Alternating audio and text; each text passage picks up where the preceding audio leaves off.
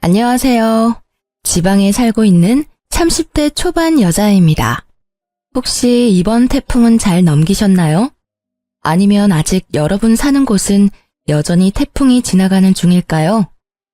아주 위력이 센 태풍이지만 부디 안전히 큰 피해 없이 지나가길 바라봅니다. 제가 사는 곳은 하루 지나자 바람이 사그라들고 언제 그랬냐는 듯 날이 겠습니다. 오늘 들려드릴 제 사연도 지금 날씨랑 비슷한데요. 전 남편이라는 태풍에 하마터면 휩쓸려 갈 뻔한 제 과거 이야기 한번 들어보시겠어요? 오늘 사연을 적으면서 제 인생을 쭉 돌이켜봤는데요. 저도 모르게 눈시울이 붉어지더라고요. 제가 기억이 가물가물한 아주 어렸을 때부터 저희 부모님은 자주 다투셨습니다. 가정 불화는 주로 돈 문제였던 것 같습니다. 그러다 초등학생 때 아버지가 지병으로 돌아가시고 어머니는 기다렸다는 듯이 집을 나가셨습니다. 야속하게도 어린 저만 혼자 두고요. 아버지 장례식장에서 만난 친척들은 모두 악마 같았어요. 어린 제게 앞으로 고생길이 훤히 보인다는 둥 자기들은 절대 맡아서 키울 생각 없다며 못난 말도 면전에 대고 하셨었죠.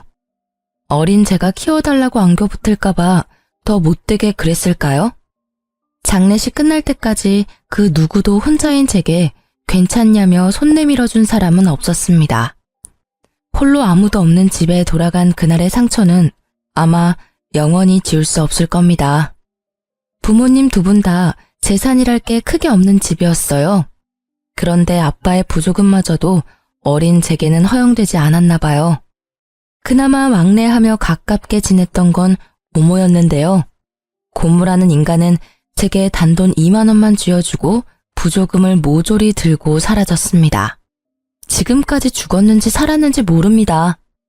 어린 저는 경제 감각이 없으니 그때 고모가 쥐어준 2만 원이 되게 크게 느껴졌어요. 고모는 그래도 조금은 날 좋아하는구나 착각 들 만큼요. 하지만 금방 집에 먹을 것도 동나고 돈도 떨어진 저는 그렇게 며칠을 혼자 굶었습니다. 그러다 집에 방치된 저를 발견한 사회복지사를 통해 보육원에 가게 됐습니다.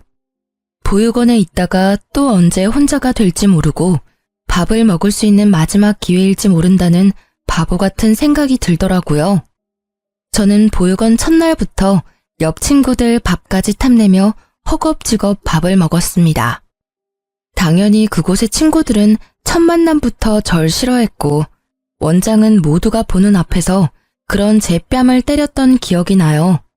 그때 저는 본능적으로 세상은 저 혼자 헤쳐나가야 함을 깨달았습니다. 배를 골지 않으려면 내 인생은 나 스스로 구제해야 함을 깨달았죠. 그렇게 저는 보육원에서 고등학생 때까지 자랐습니다. 머리가 점점 클수록 원망도 많이 생기더라고요. 날 두고 죽은 아빠, 그리고 도망간 엄마, 나 몰라라 한 친척들에 대한 원망이요. 아니, 어린 저를 감당하기 싫었음 진작 절차 밟아서 보육원에 맡기지 왜 방치해뒀나 싶었습니다. 혹시 내가 혼자 죽기를 바랐던 건가 하며 증오심도 자라났죠. 나쁜 짓을 하거나 방황하지는 않았고 전 그저 그 모든 미운 감정들을 연료 삼아 열심히 살았습니다. 만 18세의 나이로 보육원을 독립했고 대학교는 생각하지 않았어요. 고졸이지만 나름 작은 회사 경리로 들어갔거든요.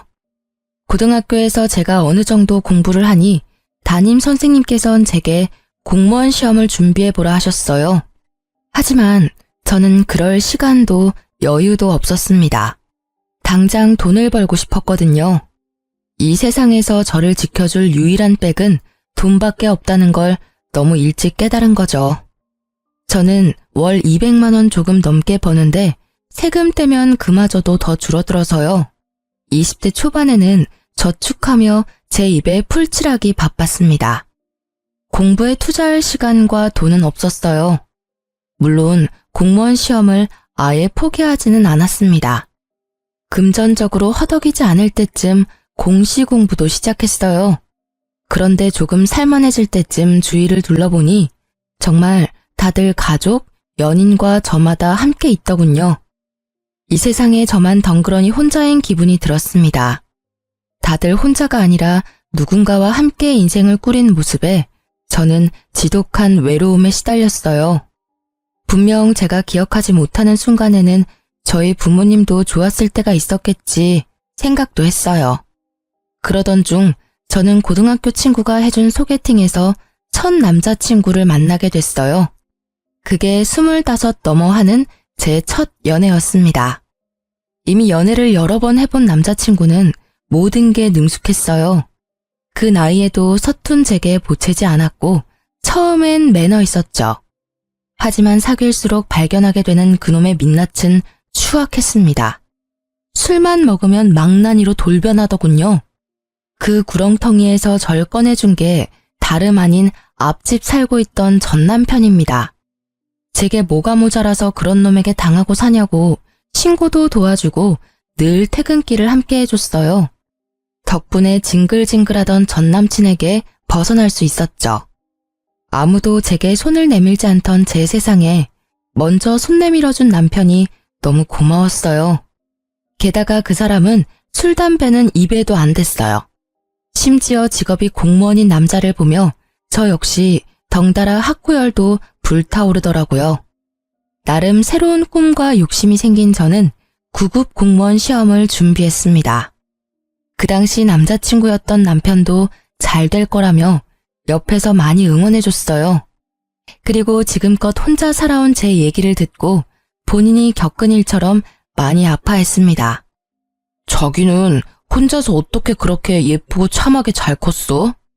그동안 정말 고생 많았어. 앞으로는 내가 있으니까 걱정하지 마. 평생 자기 외롭지 않게 내가 지켜줄게. 그리고 한치의 의심 없이 절 지켜주겠다던 그의 청혼을 받아들였습니다. 그렇게 세상 따뜻했던 남자친구는 남편으로 한 식구가 되자마자 제게 무리한 요구를 했어요. 여보, 이제 결혼했으니까 회사는 그만두는 게 어때? 왜? 나 9급 시험 떨어졌을까봐? 나 진짜 열심히 공부하고 있으니까 걱정 마. 그리고 회사 다니면서 공부하는 게 마음 편해. 섣불리 오래 다닌 내 첫 직장 그만두는 건 좀 무섭거든. 시험 합격하면 그만두려고. 뭔 소리야? 합격이라니. 설마 진짜 당신이 9급에 붙을 거라 생각하는 거야? 그게 무슨 뜻이야? 말 그대로야. 진짜 당신이 붙을 거라 생각하냐고.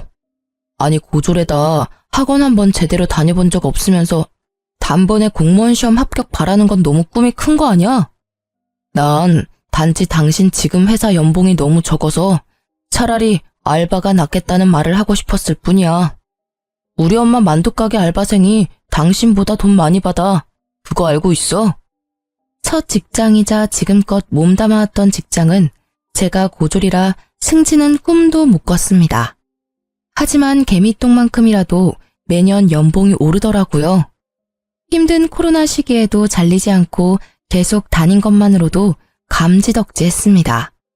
공무원 합격하기 전까지는 계속 그 회사를 다니고 싶은데 갑자기 남편은 다니던 회사를 당장 그만두라 하더군요. 저를 믿고 응원해줬던 연애 시절 남친은 사라지고 돌변한 남편은 고졸인 제가 공시에 어떻게 합격하냐며 비웃더라고요. 당신 말이 너무 심한 거 아니야? 나는 내 힘으로 구한 내 첫 직장, 월급은 적어도 만족하면서 다니고 있어. 듣다 보니 무시하는 것 같아 기분 나빠. 그리고 당신 내가 공무원 안 하길 바라는 눈치다? 안 하길 바라는 게 아니라 안 붙을 걸 예상하는 거야. 고졸인 네가 공시는 무슨 공시야. 헛꿈 그만 꾸고 돈 안 되는 회사는 얼른 그만둬. 그리고 말인데 우리 엄마 만두가게 장사 잘 되는 거 알지? 요즘 손이 모자라다는데 당신이 가서 일 좀 도우면서 배워봐. 그럼 우리 엄마가 당신한테 가게 선뜻 물려줄 수도 있잖아. 헛꿈? 말을 왜 그렇게 함부로 해? 결국 지금 나한테 회사 그만두고 어머님 가게 일 도우라는 거잖아. 나 당신 부인이야. 부탁도 아니고 명령하잖아. 이게 지금 뭐 하는 태도야? 제가 한 번도 지은 적 없는 불쾌한 표정을 짓자 남편은 적잖이 당황했습니다. 아니, 말이 헛나온 거야. 난 그냥 당신 비전도 없는 회사에서 개고생하는 게 싫어서 그랬지. 아무리 그래도 말이 어가 다르고 어가 다르지. 그래, 나 고졸이다. 고졸이 뭐가 어때서? 난 떳떳해. 내가 혼자 어떻게 졸업한 학교인데. 미안해. 일단 진정 좀 하고 내 말 좀 들어봐. 내가 요즘 엄청 스트레스 받아서 당신한테 나도 모르게 성질 부렸나 봐.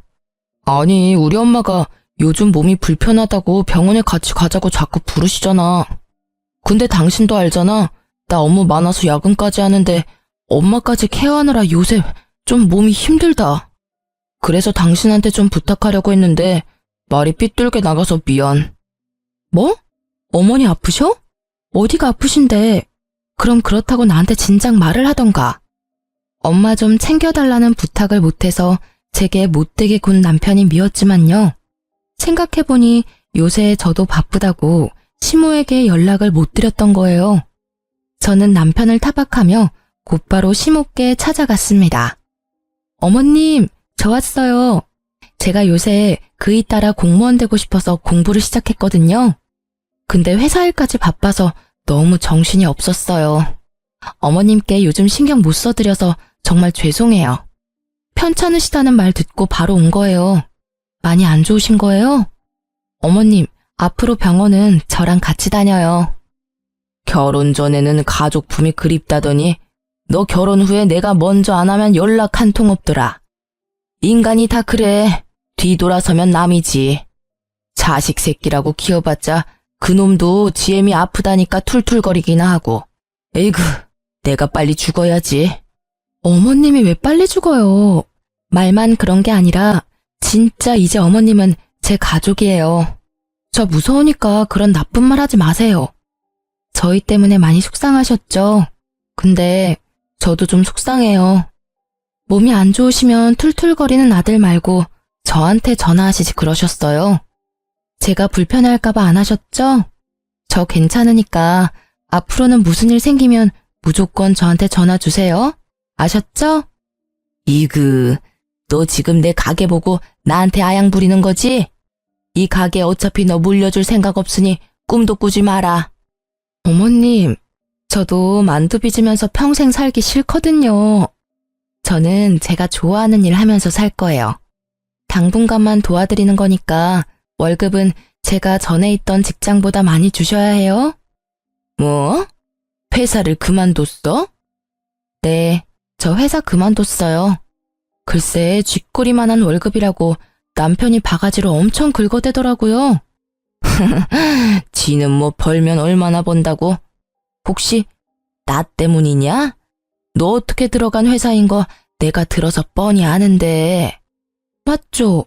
어머님, 그 사람 진짜 너무해요. 그러니까 저 남편보다 월급 더 많이 주셔야 해요. 사실 회사는 저 승진시켜줄 생각도 없는데 계속 붙잡고 있었던 것도 뭐 제 자격지심이죠. 제가 처음으로 이뤄내고 지켜낸 자리니까요. 하지만 지금 내려놓아도 저는 괜찮아요. 그 회사보다 전 어머님이 더 중요하거든요. 그 대신 저 꼭 어머님이랑 같이 지내면서 공시도 합격할 거예요. 뭐 그건 네가 하는 거에 달려있지. 처음엔 못된 말만 하는 시모 때문에 무척 속상했어요. 하지만 말만 퉁명스럽게 할 뿐이지 시모는 정말 따뜻한 분이셨어요. 결혼해서 남편과 함께 효도하겠다던 제가 그동안 무심했던 건 사실이었죠.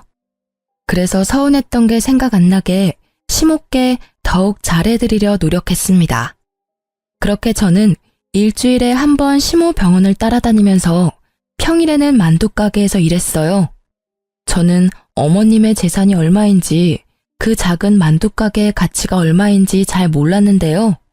같이 지내다 보니 어머님이 꽤 여유가 있으신 분이란 걸 알았어요. 어머님께서는 원래 제 연봉을 물으시더니 딱 그 연봉의 2배는 좋게 넘게 주셨어요. 제가 하는 일이라곤 만두 빚는 것 뿐이었어요. 만두소는 어머님께서 직접 만들고 만두는 직원들과 함께 빚었습니다. 직원이 많아서 힘에 부치지도 않더라고요. 당일 만들어 당일 소진하는 만두는 오픈하자마자 매일 빠르게 품절됐어요. 그래서 저는 오전에 잠깐 근무하고 덕분에 공부할 시간도 많이 벌었습니다.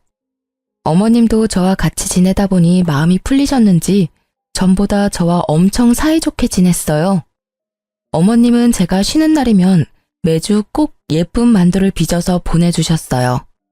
아들 말고 며느리 먹으라고 순수 빚어주신 거였어요. 그리곤 어머님은 항상 덕담을 잊지 않으셨습니다. 예쁜 만두 먹고 예쁜 손주 보렴. 그건 살면서 처음 느껴보는 따뜻함이었습니다. 친엄마보다 시모가 더 엄마 같다는 생각이 들었어요. 남편이 제게 회사를 그만두라고 엄청 못되게 굴었었잖아요. 그 이후로는 자기 대신 어머니를 챙겨줘서 고맙다고 제 손을 꼭 붙잡고 울먹이며 말했습니다. 저번에 보졸이 어떻다니 당신 상처받게 해서 진짜 미안해. 정말 내가 이 은혜는 평생 안 잊을게. 당신이 엄마한테 해준 만큼 내가 2배, 3배 잘할게. 너무 고마워. 당신 덕분에 우리 엄마가 요즘 행복해 보이셔. 남편이 굳이 뭘 더 노력하지 않아도 어머님이랑 모녀처럼 지내는 시간이 저도 행복했어요. 더도 말고 덜도 말고 지금이 딱 행복하다 느꼈던 순간이었죠. 각자의 역할을 해내며 서로를 보살피는 가족 구성원. 그게 바로 제가 바라던 가족의 형태였어요. 그런데 제게 고맙다던 남편은 은혜를 갚겠다더니 그걸 원수로 갚더라고요. 연애 때부터 야근이 잦은 건 알고 있었지만 남편은 부쩍 더 늦게 들어오는 날이 많아졌어요. 심지어 야근하고 올 시간을 넘어 훨씬 더 새벽 시간에 술에 취해서 집에 들어왔죠. 술, 담배라고는 안 하던 남편이었는데 혹시 또 제가 모르는 괴로운 일이라도 있나 싶었습니다. 여보, 또 술 먹었어? 요즘 무슨 일이라도 있는 거야? 왜 이렇게 인사불성이 된 거야? 야, 너는 입맛 시집 자라서 호강하는 줄 알아. 뭐? 당신 지금 그게 무슨 말투야? 아, 이게 진짜 지가 뭐라도 되는 줄 아나? 야, 이리 와봐. 본 적 없는 얼굴로 비틀거리며 다가오는 남편 때문에 순간 온몸이 경직됐습니다. 저도 모르게 저리 가라고 남편을 세게 밀치자 남편은 그대로 그냥 뻗어서 자더라고요. 아무 일도 일어나지 않았지만 곧 무슨 일이라도 생길 것 같았어요. 저는 전 남친이 술 먹고 제게 폭력을 행사했던 트라우마 때문에 지금도 술 먹은 사람들 근처에도 안 갑니다. 그런데 가장 가까이 지내는 남편이 취객처럼 굴자 심장이 미친 듯이 뛰었죠. 게다가 남편은 술에 취해 그냥 자는 것도 아니었어요. 잠시라도 정신이 들면 꼭 큰 소리로 마누라 어딨냐고 고래고래 소리를 질렀죠. 아니면 밥 좀 차리라며 주정을 부렸어요. 여보, 잘못했어. 내가 마시고 싶어서 마신 게 아니라 회식 때문에 그런 거야. 다음날 술 깨면 남편이 회식 때문이라며 싹싹 빌어대서 한 번은 봐줬는데 그 뒤로도 계속 똑같은 문제가 반복됐습니다. 저는 가게 때문에 남편보다 일찍 출근하고 남편이랑 그 문제에 대해서 제대로 대화할 시간이 없더라고요. 그렇게 제가 얼렁뚱땅 넘어가니 점점 더 선을 넘는다 싶었죠. 저는 처음엔 술 취한 남편이 무서웠는데 몇 번 반복되니 점점 속에서 열불나서 참을 수 없었습니다. 야, 너만 소리 지를 줄 알아? 남편이 또 술에 취해 들어와 난동을 부리길래 전 똑같이 남편에게 소리를 질렀어요. 그러자 남편은 살벌한 얼굴로 식탁 위에 물잔을 잡더라고요. 그리고 남편은 제게 물을 뿌렸습니다. 유리잔은 그대로 싱크대에 던져버려서 깨졌고요. 저는 물에 젖은 생쥐꼴로 바들바들 떨며 어머님께 전화했습니다. 그때는 이상하게 경찰보다 시모가 더 먼저 떠오르더라고요. 제 연락에 택시를 타고 한달음에 달려온 어머님이었어요. 어머님. 아니, 너 괜찮냐? 잘밤에 머리가 다 젖었네. 어딨어? 내 며느리 울린 이 못난 놈 어딨냐? 어머님은 세상 모르고 잠든 남편에게 쌍심지를 켜시곤 다가갔어요. 어머님은 냉장고에서 꺼낸 물병 뚜껑을 열고 자는 남편에게 그대로 들이부으셨어요. 차가워. 누구야? 누구긴 네 애미다 이 썩을 놈아. 엄마? 땡수 마찰하니 지 애미는 알아보구나. 근데 왜 네 색시를 못 알아봐? 어디 술 취했으면 곱게 잘 것이지 내 며느리를 괴롭혀? 내가 또 술 먹고 실수했대요. 아니 당신은 그렇다고 지금 시간이 몇 시인데 엄마를 불러. 뭐? 또? 이따위로 인사불성된 게 한두 번이 아니었단 말이지? 너 이 자식 애미가 우스워? 어디 내 앞에서 큰 소리야? 아니 어디 너만 사회생활하냐? 응? 네 부인은 시모 뒷바라지 한다고 매일 얼마나 힘든 줄 알아? 사실은 어머님이 일을 덜 시키면 덜 시키셨지 저는 만두가게 일이 힘들지 않았거든요. 하지만 남편 앞에서 저를 두둔하기 위한 못된 시어머니를 자처하셨죠. 나도 모자라 너까지 부인을 괴롭히면 쓰냐? 너 이따위 망나니 짓 할 거면 당장 이혼해라. 어디 감히 내 며느리한테 물을 끼얹어? 내가 시집살이 시킨다고 너까지 지금 네 부인을 무시해? 너 지금은 물잔이지? 나중에는 네 손에 뭐가 들려있을지 앞날이 훤히 보인다. 엄마, 무슨 말씀을 그렇게 하세요? 그럼 나중에 제가 뭐 가정폭력이라도 저지른다는 말씀이세요? 아이고, 이미 넌 폭력을 쓴 거야 이놈아. 술 처먹고 와서 괴롭힌 게 폭력이야. 아가, 내가 경찰 부르마. 저런 놈은 콩밥을 먹어야 정신을 차려. 시모는 콧김을 뿜으시며 남편에게 쌍욕을 한 바가지 하셨어요. 그러고도 분이 안 풀리시는지 경찰 부르겠다고 화를 내셨죠. 그러자 남편은 상황 파악이 됐는지 무릎까지 꿇은 채로 빌고 또 빌더라고요. 엄마, 무슨 경찰은 경찰이야. 나 공무원이에요. 이러지 마세요. 어? 여보, 내가 다 잘못했어. 다시는 안 그럴게. 그러니까 우리 엄마 좀 말려봐. 저놈 사과하는 꼬라지 봐라. 그게 사과냐? 아가, 일단 우리 집으로 가자. 우리 집 가서 넌 내 집이다 생각하고 너 하고 싶은 대로 살아. 그리고 이혼을 할지 결정하렴. 저놈 하는 짓은 내가 못 봐주겠다. 시댁으로 가는 길 택시 안에서 시모는 괜찮다며 제 손을 연신 쓸어주셨어요. 그 온기에 저는 불안히 가라앉았죠. 한동안 시댁에서 먹고 자고 어머님의 배려로 만두가게도 출근하지 않았어요. 남편은 매일 출근 전에는 어머님께 찾아가서 싹싹 빌고요. 퇴근하면서 제가 좋아했던 음식들을 사와서 한 번만 용서해달라고 빌었습니다. 제가 집을 나간 뒤로 남편은 마음고생을 좀 했는지 살이 쏙 빠졌더라고요. 다시는 술 안 먹겠다는 각서도 자진해서 썼습니다. 저는 예전에 남편이 절 구해준 일이 떠올라서 정말 딱 한 번만 봐주자 생각했어요. 그리고 무엇보다 겨우 이룬 제 가정을 쉽게 제 손으로 깨지 못하겠더라고요. 그 대신 다음에 또 이런 일이 일어난다면 가차없이 이혼하기로 마음먹었습니다. 다행히 남편은 예전처럼 술을 입에도 대지 않았고 예전 모습으로 돌아와 저희는 일상을 찾을 수 있었어요. 더 이상 술 문제로 저를 힘들게 하지 않았습니다. 그런데 남편이 하는 통화를 우연히 들은 그날 제 세상이 무너졌습니다. 자기야, 이번 달은 나만 믿으라니까. 이번 달 보험왕은 당신이라고. 그 말 한마디만 엿들었는데 제 온몸의 세포가 반응했어요. 아니나 다를까 남편 몰래 전화기를 뒤져보니 바람이 확실하더군요. 대화 내용을 보니 너밖에 없다, 사랑한다, 어쩐다. 참 가관이었습니다.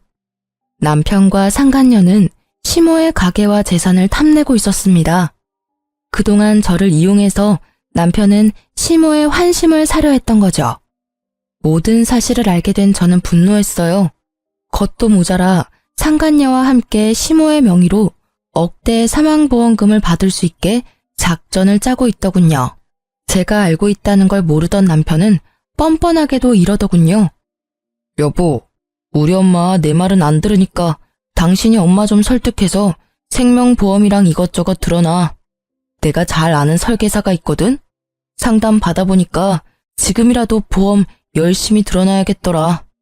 엄마가 아무리 여유가 있다고 하셔도 그건 엄마 노후 자금이고 나중에 우리 물려줄 재산이시잖아. 아프실 때 돈은 따로 준비해야 한대. 그리고 사망보험금이 있어야 우리 상속세 부담도 덜 수 있다더라. 저는 남편이 저를 배신한 것보다 낳아주고 키워준 시모를 배신한 게 더 화가 났어요. 처음엔 조용히 이혼하려고 했어요. 하지만 항신소까지 의뢰해서 증거를 수집한 이유는 단 하나, 시모를 지키기 위해서였어요. 남편이 상간녀와 꾸미는 계획이 너무 괘씸하잖아요. 저는 어느 정도 증거를 다 수집하고 남편에게 이혼 통보하기 전 시모에겐 모든 사실을 다 털어놓았죠. 아무것도 모르고 계시면 어머님도 상간녀와 남편에게 눈 뜨고 코 베일 수 있는 상황이었으니까요. 어머님은 제 생각보다 훨씬 더 강인하셨고 단단하신 분이었어요. 오히려 상처받았을 저를 더 걱정하셨죠. 비장한 얼굴의 시모는 제게 딱 한마디만 하셨어요. 아가, 비위상해도 조금만 참아라. 내가 다 해결하마. 어머님은 말씀 따라서 저는 가만히 있었어요. 그런데 도저히 남편과 한 집에 못 있겠더라고요. 이런저런 핑계를 대며 시댁에서 지냈어요. 그리고 대망의 참교육 날이 다가왔습니다. 어머님은 직원들 모두 휴가를 보내주시곤 보험에 대한 설명을 직접 듣고 싶다고 상간녀를 만두가게로 불렀습니다. 상간녀는 저와 비슷한 또래였습니다. 화장기 없는 저와는 다르게 아주 예뻤어요. 막상 마주하니 저는 제가 죄인도 아닌데 괜히 주눅이 들었죠. 그걸 눈치챈 어머님은 기죽지 말라며 제 등을 여러 번 쓰다듬어 주셨어요. 그리고 신나서 열심히 설명하는 상간녀에게 어머님은 대놓고 물으셨어요. 그쪽은 보통 상품을 팔 때 연애도 하는 겁니까? 네? 어머님, 그게 무슨 말씀이신지. 누가 네 어머님이야? 야, 이 몹쓸 거사. 어디 팔라는 보험은 안 팔고 다른 걸 팔고 있어? 무슨 소리시냐고요? 얘 끼놈아. 뭔 소린지 몰라서 물어? 상간녀는 얼굴이 붉어져서 벼랑간 소리를 꽥 지르더라고요. 이내 뭔가 눈치를 챘는지 자리에서 일어난 상간녀를 시모는 가만두지 않으셨어요. 왜 이러세요? 이거 놓으세요. 상간녀의 머리채를 순식간에 잡아챈 어머님은 만두소를 비비듯 상간녀의 머리를 허공에 마구 비비셨어요. 너, 네가 일하는 보험회사에 당장 같이 가자. 앞장서. 내가 내 아들이랑 너랑 바람난 거 회사에 항의하려니까. 어디 감히 되도 않는 꿍꿍이로 접근했어? 뭐 내 가게를 받아서 홀라당 팔아먹겠다고? 그것도 모자라서 내가 죽으면 그 돈으로 내 쓰레기 같은 아들이랑 호의호식하겠다고? 아니 이년 이거 상간녀 주제에 꿈도 크다. 근데 이거 어쩌나? 내가 대대로 장수하는 집안 딸이야. 내가 쉽게 죽을 것 같아? 어디 평생 내 시집살이나 하면서 같이 늙어볼 텨? 평소에 보지 못했던 어머님의 구수한 욕설에 저는 깜짝 놀랐어요. 상간녀는 무릎 꿇고 바닥에 엎드려 빌며 울더라고요. 화장이 눈물에 다 지워진 상간녀의 얼굴을 보자 저는 떳떳한 제 민낯이 더 예쁘다는 생각마저 들었습니다. 제발 회사에는 연락하지 말아주세요. 네? 제가 정말 하라는 대로 다 할게요. 지금까지 어떻게 올라온 자리인데요. 저 정말 개고생하며 살았다고요. 남자 하나 잘못 만나서 제 인생 망치기 싫습니다. 그리고 저 평소에 고객님들한테 딴 맘 안 품어요. 진짜 맹세코 이런 적 처음입니다. 아드님이 먼저 그러자고 제게 제안했다고요. 얼씨구, 당장 네 회사 가서 내 앞으로 된 보험 싹 다 해지하고 내 아들한테는 아직 이야기하지 마. 이야기했다간 그날 바로 내가 너 회사 뒤집어 엎을 거야. 그놈은 내가 알아서 조질 테니까 모른 척하고 기다려. 네 최후는 어떻게 할지 내가 고민해 볼 테니까. 애초에 어머님 보험은 아직 들지도 않았어요. 다만 사모님 보험은 몇 개 들었거든요.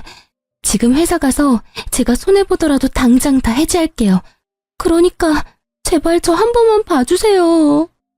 내 보험을 들었다고요? 남편은 이미 상간녀에게 제 보험을 몰래 들었더라고요. 정말 TV에서 볼 것 같은 이야기였어요. 사망보험금 2억? 그 액수에 저는 할 말을 잃었습니다. 어머님은 가슴을 치시며 본인이 미안하다고 우셨어요. 저는 어머님 잘못은 없다고 서로 껴안고 엄청 울었습니다. 상간녀는 그 사이 슬금슬금 도망가고요. 가게를 3일 이상 쉬어본 적 없는 어머님은 상간녀와 남편을 참교육하기 위해 일주일이나 문을 닫으셨어요. 저나 어머니나 둘 다 너무 가여운 인생이라 생각했습니다. 정신없이 저와 함께 우시던 어머님은 이럴 때가 아니라며 제게 정신을 바짝 차리라고 하셨어요. 그리고 남편에게 전화해서 다음 계획을 실행하셨죠. 가게 땅값이 많이 올랐다고 남편을 부르자 남편은 할 일 제쳐두고 쏜살같이 가게로 달려왔습니다. 그래서 얼마나 올랐어요? 엄마 올랐을 때 파는 것도 나쁘지 않아요. 솔직히 엄마 이제 늙으셔서 앞으로 얼마나 장사하실 수 있을지 모르잖아요. 차라리 여기는 정리하고 우리 월세로 옮겨서 가게 다시 열어요. 네? 아무것도 모르는 남편은 싱글벙글한 얼굴로 가게 땅값이 얼마나 올랐냐고 묻더라고요. 아니, 떡줄 사람 생각도 안 하는데 혼자 침까지 튀기며 흥분하는 남편 놈을 보는데 당장 멱살을 잡아 올리고 싶었어요. 하지만 꾹 참고 어머님의 행동을 지켜보기로 했죠. 그러자 어머님께서는 잡아먹을 듯한 표정을 하시곤 남편에게 이혼 서류에 도장을 찍으라 하셨어요. 이혼 서류다. 긴 말 말고 도장 찍어라. 너네 둘 갈라서 나 그동안 많이 참았다. 며느리 예쁘게 보려고 노력했어. 하지만 도대체 정이 안 가는 걸 어떡하니? 일도 곧잘 할 줄 알았는데 아직까지 혼자 만두 하나 제대로 못 빚어. 이런 애한테 내 가게를 맡길 바에 딴 사람한테 파는 게 낫지. 며느리 하나 잘 키워서 간병인 돈 굿나 했는데 차라리 그 돈으로 나중에 전문 간병인이나 두는 게 낫겠어. 그러니 팔기 전에 이혼 먼저 시켜야지. 엄마 잘 만난 내 아들 덕에 며느리 호강하는 꼴? 난 못 본다. 어머님, 어떻게 말씀을 그렇게 하세요? 네? 두 사람 잘 지내는 줄 알았는데. 어떡할 거냐? 쟤랑 이혼할 거야 말 거야. 이혼하면 하나밖에 없는 아들한테 다 물려주고 안 하면 국물도 없다. 네 가정 지킬래 아님 내 돈 다 네가 가질래? 당연히 난 엄마 편이죠. 당신 엄마한테 얼마나 서운하게 했으면 엄마가 저러셔? 안타깝지만 난 효자라서 엄마 말씀대로 할 거야. 위자료는 꿈도 꾸지 마. 아닌 거 당신이 제일 잘 알잖아. 내가 어머님 잘 보살펴드려서 고맙다며. 그래서 당신 나한테 은혜 갚는다며. 근데 어떻게 이래? 저는 미리 어머님과 계획한 대로 남편에게 매달리는 척도 해봤어요. 하지만 남편은 두말하지 않고 냉정하게 이혼 서류에 도장을 찍더라고요. 도장이 찍히자마자 시모는 만두 담는 쟁반으로 남편 싸대기를 날렸습니다. 남편 고개가 돌아갈 정도로 세게 때리셨죠. 그러자 턱을 붙잡고 남편은 소리쳤어요. 엄마, 왜 이러세요? 갑자기 미친 거예요? 이런 썩을 문디 자식이 아주 지그 아빠랑 똑같네. 아주 똑배 닮아서 조강지처 눈에 피눈물 흘리게 하네. 남편은 무슨 일인지 파악하느라 두 눈을 요리조리 굴렸어요. 저는 상간녀에게 전화를 걸어 남편에게 내밀었어요. 받아봐. 누군데? 여보세요? 고객님, 저예요. 그동안 사모님 몰래 들어놓은 보험 계약은 다 해지됐습니다. 보험료 냈던 건 전부는 못 돌려받아요. 받을 수 있는 건 전부 사모님한테 입금해 놓겠습니다. 야, 이 미친, 뭐라고? 남편은 상간녀의 목소리를 바로 알아보더라고요. 남편 놈은 그제서야 상황을 눈치챘는지 시모와 제게 번갈아가며 손이 발이 되도록 빌었습니다. 이혼 도장 순순히 찍어줘서 정말 고마워.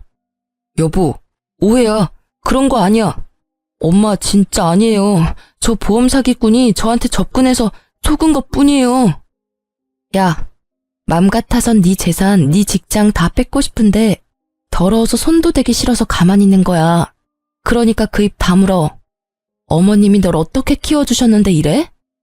아가, 저런 쓰레기랑 더 말 섞을 필요도 없다. 너 당장 짐 싸서 우리 눈앞에서 사라져라.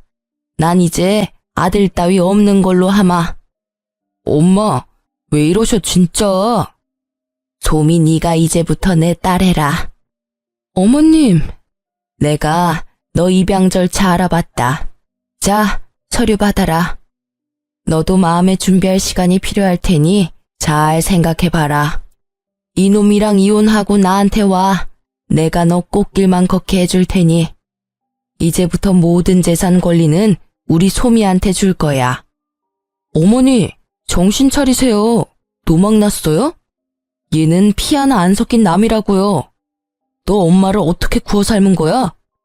어머님의 폭탄 발언에 남편 놈은 눈을 희번덕거리며 제게 달려들었죠. 시모는 기다렸다는 듯 경찰에게 연락했어요. 여보세요? 거기 땡땡 경찰서죠? 여기 땡땡 만두집인데. 응, 나야 나 송 사장.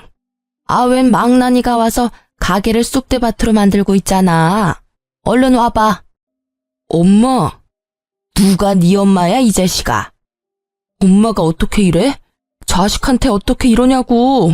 남편을 혼내는 어머님의 몸이 미세하게 떨리는 걸 알고 저는 급하게 남편을 가로막고 말했습니다.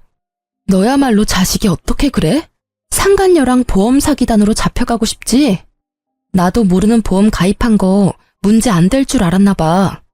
어머님 앞에서 더 추한 꼴 보이지 말고 얼른 꺼져. 남편 놈은 정말 땅을 치며 발악하더군요. 그래봤자 그놈에게 더 이상 남은 거라곤 아무것도 없었어요.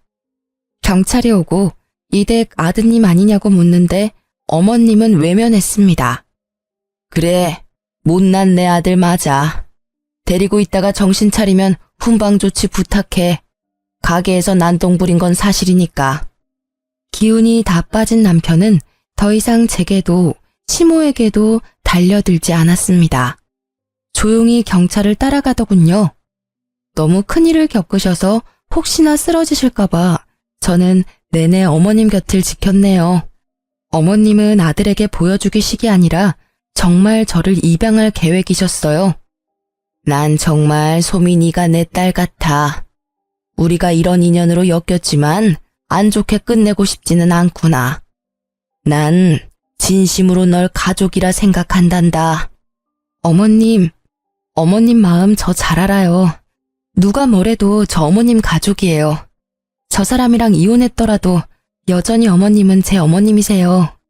하지만 저 어머님 딸로 들어가면 저 사람이랑 남매인 거잖아요. 저 죽어도 그건 싫어요. 어머님이랑 저 서류상으로 아무 사이는 아니지만 가족같이 지내잖아요. 계속 지금처럼 지내면 안 될까요? 가족이 되면 더 많은 것들이 내게 돌아갈 텐데 난 그게 아쉬운 거야. 소미 넌 아쉽지 않니? 어머님, 저는 지금도 좋아요. 시모는 제가 끝끝내 입양은 만류했더니 살짝 서운해하셨죠. 하지만 서운해하시는 것도 정말 잠시였어요. 어머님께서는 제 가족이 못 돼준다면 든든한 백은 되어주겠다 하셨죠.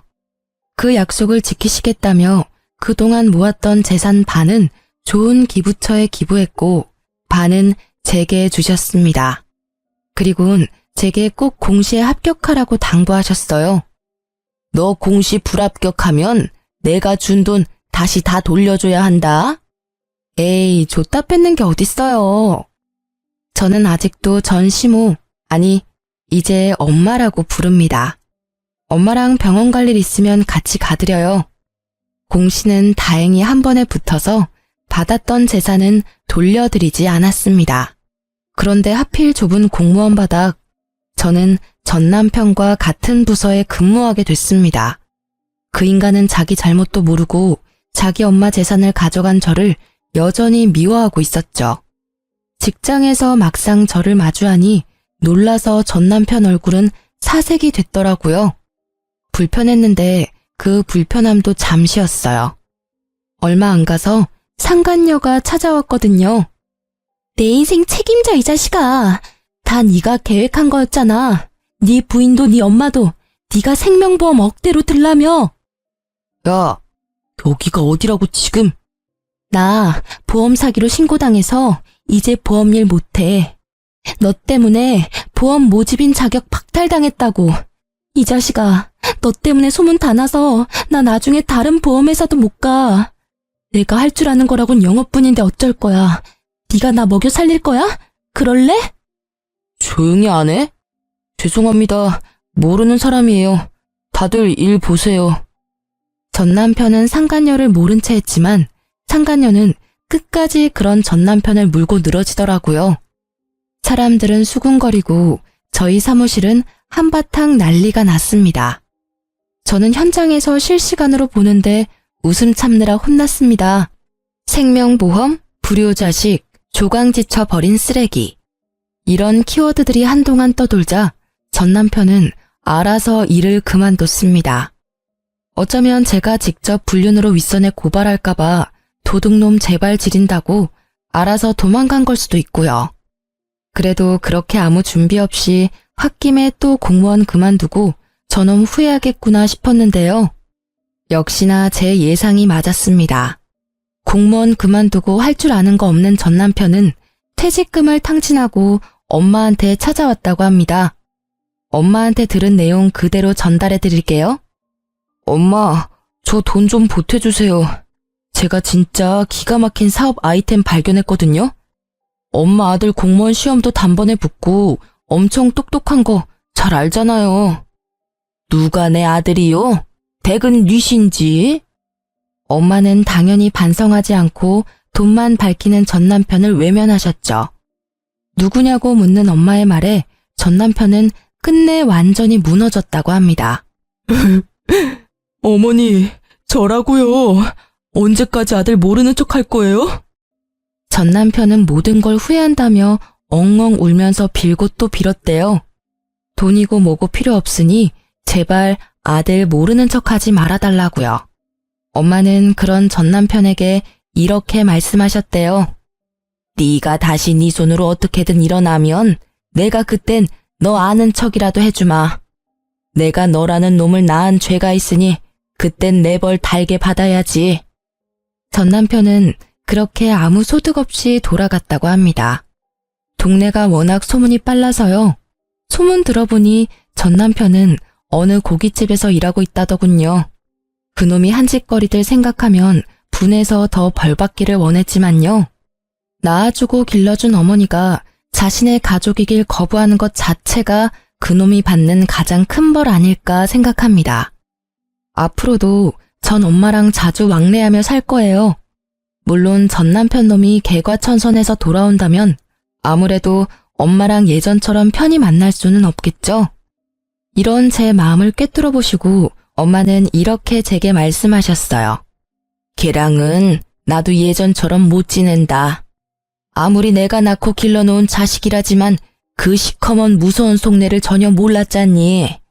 앞으로도 뭘 믿고 그놈을 보듬겠니? 그러니 너도 너무 걱정 마라.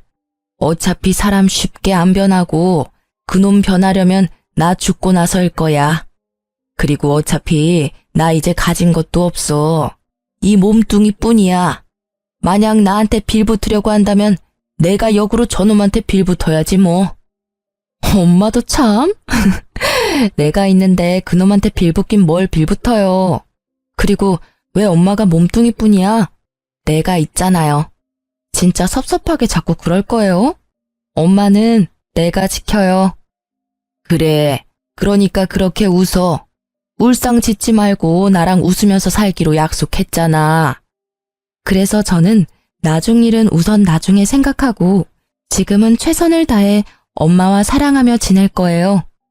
가족이 없었던 제게 전 남편은 상처만 주었지만 결국 제 곁에는 진심을 나눈 엄마가 남았네요. 그리고 어렵게 붙은 공무원 일도 열심히 잘 해내고 있어요. 다들 제게 친절히 대해주시고 일도 점점 적응하고 있답니다. 지금까지 제 긴 사연 들어주셔서 감사합니다.